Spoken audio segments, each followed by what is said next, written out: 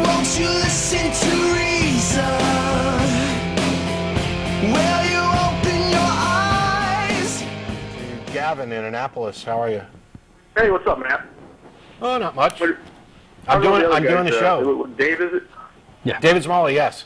Yeah, pardon my ignorance about the show and everything. I just kind of started finding clips on YouTube and such, and I watched you a lot. I think you're a great public speaker, and you explain things really well. But what I wanted to ask you, like most of all, is why do you do it? Sure. There's a lot of reasons why. I can tell you why, kind of why the Atheist Community of Austin started the show, but I'd just rather give you my reasons for doing it. I actually care both about the subjects we're talking about and what the truth may be, but also I care what people believe. I'd rather live in a world where most people, or all people actually, believe things for good reasons, and that their beliefs are as in line with reality as possible. And I find that I'm not actually living in that reality, so I'm going to do something to try and change that. Oh, right on. I mean, it sounds great. So I mean, then you are okay. So you are okay with, like, if somebody believes in God or different religions or whatever it may be for good reason, then you're all for it? Yeah, I just haven't met anybody who had a good reason. Yeah, I know. Well, that's what I want to ask you next. Is like, I'm not trying to bait you or anything like I don't know, Mr. Stims guy or whatever he was doing. But do you ever feel there's going to come a day where like somebody's going to call you up and be like, dude, Y plus X equals God, boom? That happens. I've had that call. Yeah, that happens quite a bit actually.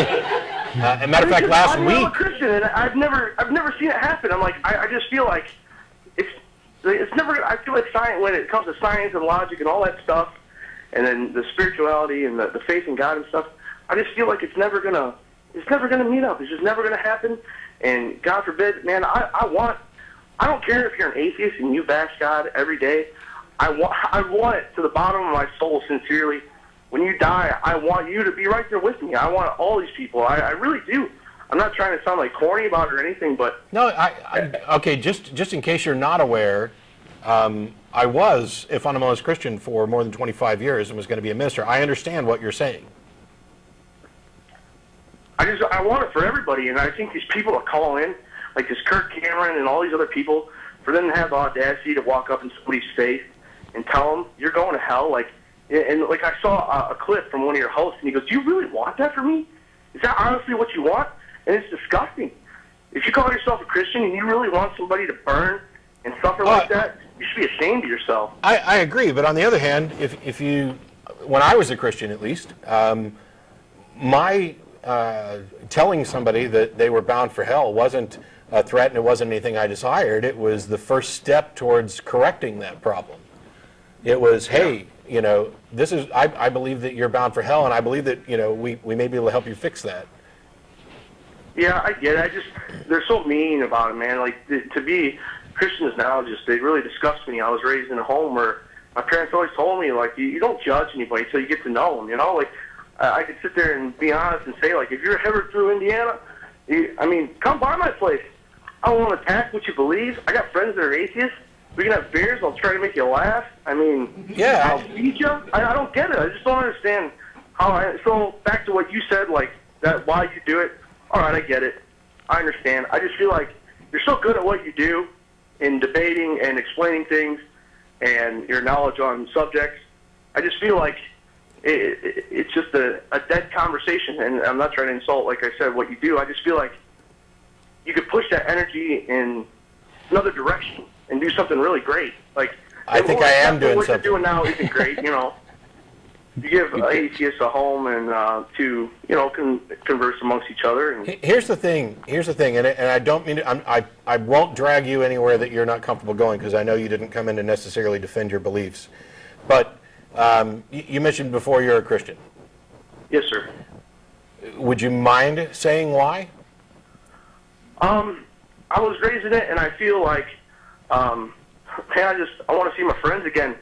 Okay. When I die, I want to see my relatives. But I want to believe in it wholeheartedly. Sure. I feel like the emotion of love is something that transcends humanity.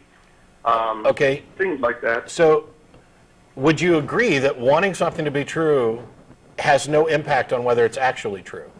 Yes, I do agree with you. I can't give you. I can't say Matt, I found this in the backyard, and I'm like, boom, God, yeah, that's it. It's been a struggle. I'm 29 years old, man. And people think that when you become a Christian, like some of these born-again Christians, when they find out later in life, they act like they flip a switch and like, boom, Phil, everything's good. Yeah, I'm just going to put on the smile. so let me ask you. I mean, you seem to be a great guy. I'm sure we could hang out. I don't know what all your specific positions are on any number of things, but what is your Christianity? How does your Christianity impact your daily life and your decision making? I mean, for example, are you wow, I don't want to get into necessarily all your political positions, but to what extent do you think Christianity impacts your decision-making ability, like who you vote for and things like that? I try never to judge anybody without truly getting to know them. But at the same time, I'm a hypocrite and I contradict myself all the time because I'll sit there and I have predetermined notions about people based on race, beliefs, and other things, but I try not to because I know it's not the right thing to do because I really don't know them as a person. So I try to, like my parents told me, Jesus taught unconditional love. If that guy, even Actually, if that guy spits on you and he takes your money and he steals from you, guess what? You're still supposed to love him. Yeah, and I'm like, hey, you know what? I'm all for that. I think your parents might have taught you wrong because I don't recall Jesus teaching unconditional love. No, he didn't. See, that's why. Well, there again, I'm ignorant to the actual. And just to point out, John 7:24 actually tells you to pass judgment on other people. So the people that are doing that are Christians are actually being biblically accurate.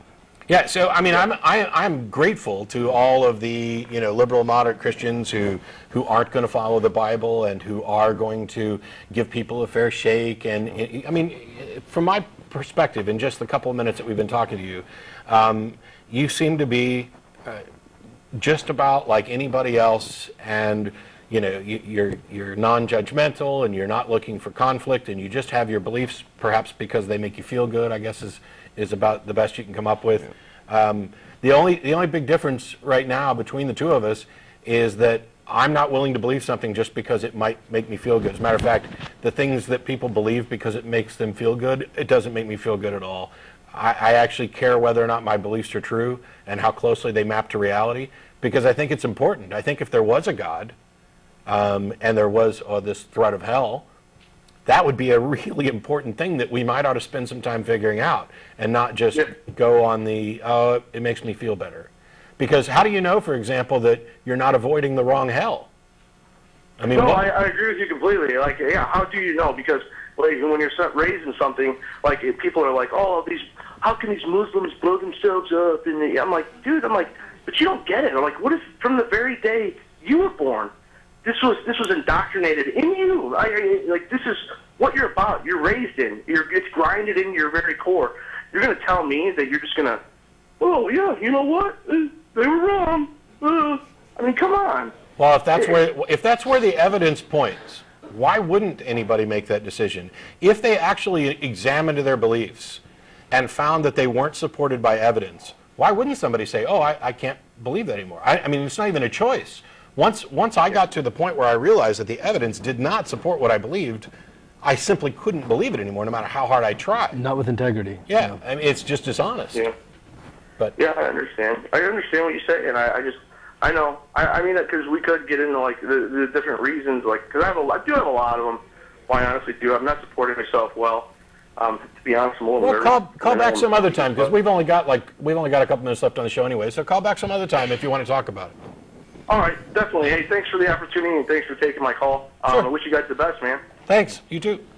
Later. Gavin will be an atheist in 12 months. Well, he's going to go read it. He's going to go read it at some point. He's got to care first. That's the biggest thing. You have to actually care. You can't just be, I'm comfortable with what I believe, even if I don't. And I know I don't have any good reason for it, but I'm comfortable with what I believe, and I don't really care if I have a good reason. There's a guy who's called in a couple times who won't be getting back on, for all of those of you who freaked out over letting him talk for a long time the other day, who's basically called in twice to say, hey, look, I believe this because it makes me feel good. What's wrong with that? And I've tried to point it out, and we got because you vote. in part. And that scares us.